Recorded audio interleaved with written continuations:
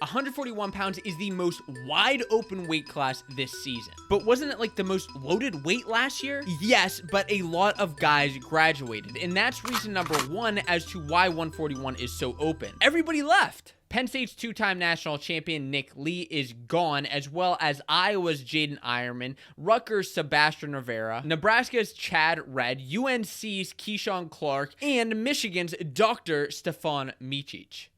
Whoa.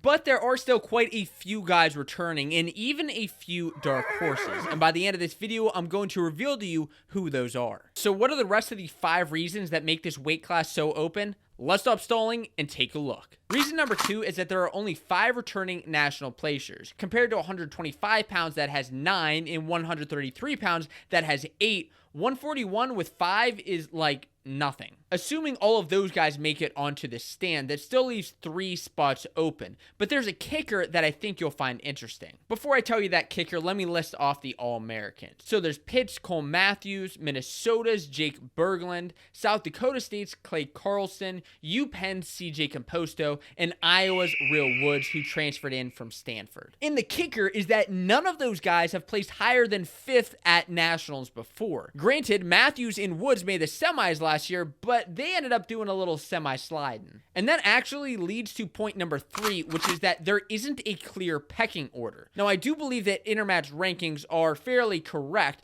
but let me explain what I mean. Remember at heavyweight last year when Gable had a win over Kirkfleet, who had a win over Parrish, who had a win over Cassiope, who had a win over, and it actually kept going on? There was a clear ladder of succession. But 141 pounds is a bit more chaotic. So let's take a look at this madness. Matthews has a 7-3 win over Woods at last year's Nationals. And earlier in that tournament, Woods actually teched CJ Composto. But it doesn't stop there. Jake Berglund of Minnesota actually majored Composto for 7th place last year. And Ohio State's Dylan D'Amelio knocked off Berglund and Matthews last season. Clay Carlson even has a few wins over Berglund himself, but he was beat out at Nationals by Mizzou's Alan Hart. I could keep going, but it's already a little bit confusing, and I think you get my point. And if you do get my point, hit subscribe. It's free, and it'll help me pass Flow Wrestling in subscribers and keep creating wrestling content. Thanks for doing that, because my mission is to pass 50,000 subscribers by December. Just like I'm sure it's Bo Bartlett's mission to finally make the stand this season. And that brings us to reason number 4 as to why this weight class is so open. There are more guys entering the weight. And yes, that does include Penn State's Bo Bartlett, who's dropping from 149 to 141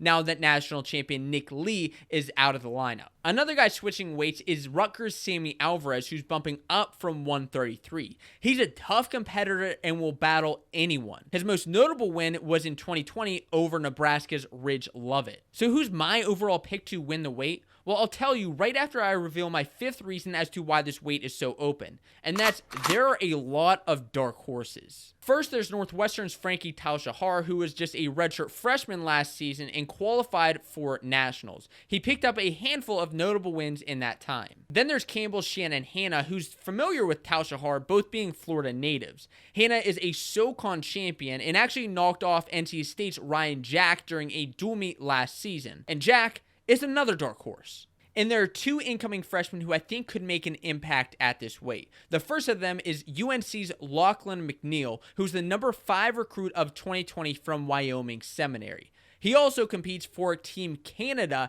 at 65 kilos. Another top recruit of 2020 is Arizona State's Jesse Vasquez, who's a 4-time California State champion and ended last season, unfortunately, injured. But with a recovery, I bet he'll be ready to compete in this open weight class as an underdog. Yet as much as I'm a dog lover, I gotta go with Pitt's Cole Matthews to win 141. And at 149, I'm going with Yanni Diakomahalis to win the weight. But if you want to find out how the rest of that weight class pans out, you can click this next video to see the full deep dive.